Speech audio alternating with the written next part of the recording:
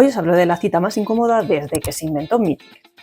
Hablamos de La cita, dirigida por Christopher Landon, director de Feliz Día de tu Muerte 1 y 2, y protagonizada por Megan Fahey, a la que conoceréis por la temporada 2 de The White Lotus, y Brandon Sklenar, al que conoceréis por esa maravillosa obra maestra llamada Romper el Círculo.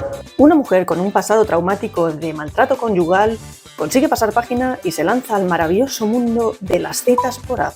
La película nos narra lo que sucede en esa cita y tiene lugar en un restaurante lujoso con vistas de esos que te recuerdan que tú vives en Móstoles. No os voy a engañar, la cinta empieza un poco raplona. Es como cuando te apuntas a un plan solo por salir de casa. Pero a medida que avanza, pega un subidón de ritmo en el que te genera una ansiedad que es lo que hace que te enganches a la trama.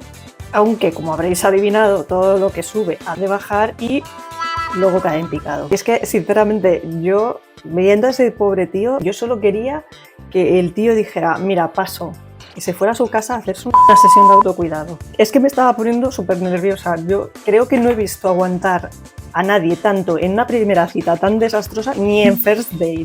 Y eso que hay el más guapo parece salido de un capítulo de La que se avecina. Y diréis, ¿es mala? No, ¿te deja algo? Es que tampoco. Yo lo que sí aprecié es que parece diseñada para retener a fuerza bruta la atención del público. Todas esas sobreimpresiones de texto y esos pop-ups volando. Vamos, que parece que está editada por un Instagramer que no sube de 200 followers. En resumen, no es horrible, es entretenida, pero es un poco como estar haciendo down scrolling en Instagram hasta que el cerebro te pide ayuda. Stop. ¿Y tú?